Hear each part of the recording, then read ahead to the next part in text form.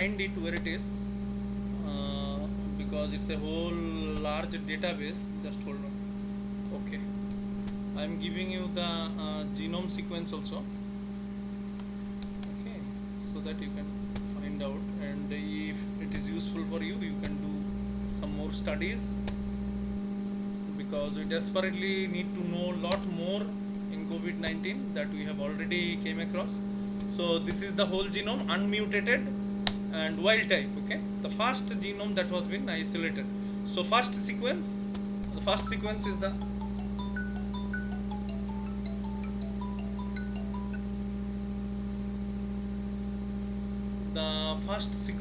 the just hold on. The first sequence is the sequence of the glycoprotein. Just give me 5 seconds.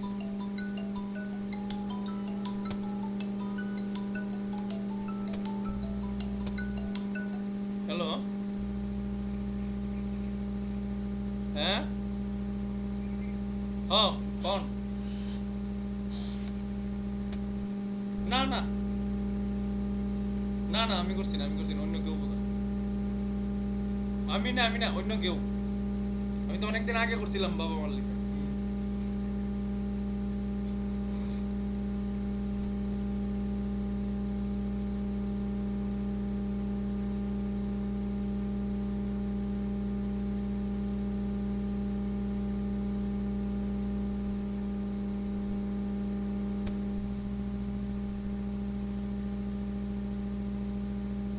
Okay.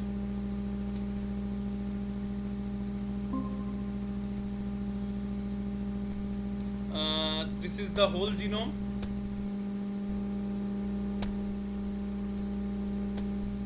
Okay, this is the whole genome.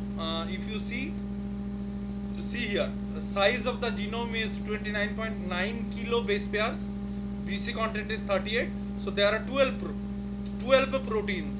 If you can see it, the second link, that is the severe acute respiratory syndrome coronavirus 2 sequence. So what happens is protein 2, there are 12 proteins and 11 genes. So you can ask me, so how come the 11 genes are there from 12 proteins? So from 12 protein it came, how from 11 genes?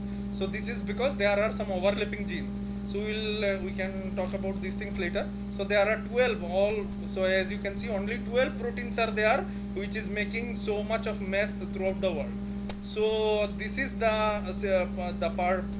gene sequence of the spike protein, one of the surface glycoprotein, spike protein. So we will convert it into a faster sequence so that it becomes much more easy to understand, and then we will use a tool to identify that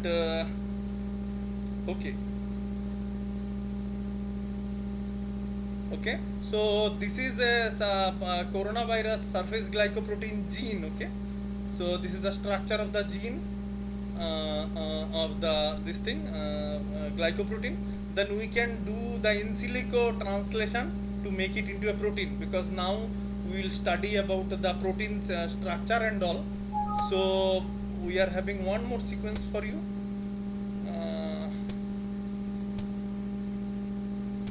I'll just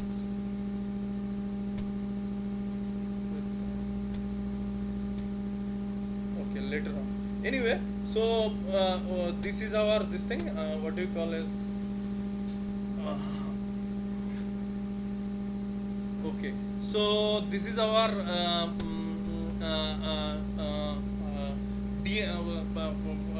RNA sequence of the surface glycoprotein. Okay, so we'll go back to our presentation. So what happens when this thing undergoes mutation? So when it will undergo mutation, what will happen? The binding may increase. So if a mutation is good for the virus, what does it mean? It means that the interaction of the ACE2 receptor with this particular mutated version is so strong that it enters into the what we call as the viral surface much more frequently. Okay, So one more issue can be it is it able to escape the natural killer cells, and it is escaping the MHC1 molecules, and therefore not able to build sufficiently strong what we call as antigenic response. So there are multiple issues with the mutation and its result. So we will do a little hands-on on the mutation also. So I want to show you a particular mutation, what has happened. So what has happened is you can consider this as a wild type protein, and then after a mutation it has converted into this. Okay, so we have shared with you a sequence where there are wild type sequence and the mutant sequence as well. So this is a particular site, not the whole shall I say the what you call is the complete structure of the what you call is COVID-19 spike protein, but a part of it. So we'll do a little hands-on so that you can understand what exactly has happened. So I have shared with you a particular tool that is a very small Python-based tool, Rasmol, that you must have all downloaded. So I'll request a coordinator to share the file with you, all of you, so that you can download. Okay. So wait. Okay. So what we have done is we have made two mutant version of the protein models. Okay. So I have shared with you. You can see as wild type protein and then mutant protein, spike protein. I think I have mentioned there. So here also we will see what exactly how it looks like.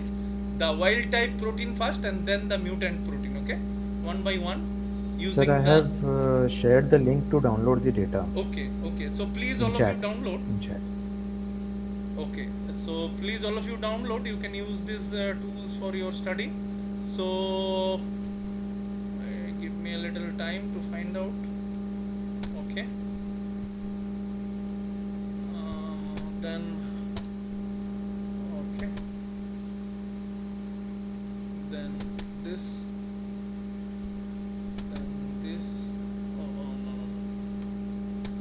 This. Okay, so I'll put the wild type spike here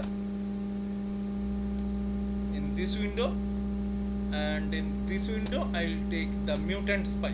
Okay,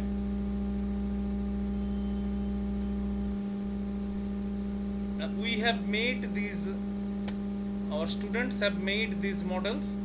There are subsequent protocols to make these models. Okay, so now as you can see, this is the gross primary structure of the two models, as these are seen not very different from each other.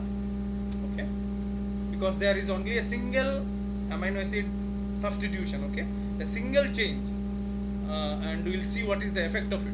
So what we'll do is we'll display the protein in its secondary structure.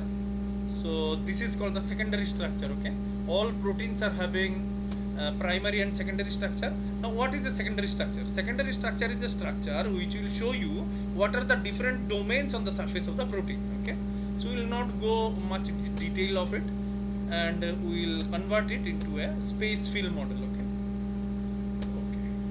space fill models are those which will give you the rough idea of its three-dimensional structure. Okay, so these are the three-dimensional structure of the wild type on the right hand side, and left hand side there is the mutant spike. Okay, so we'll put it, a color option is there, so we'll put it temperature. Okay, we have clicked on temperature. Here also we will go to the color option and put on temperature.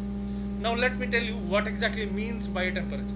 Now temperature indicates the overall thermodynamic stability on the protein. Okay, it is indicated in terms of delta G, or the quantity of free energy, which is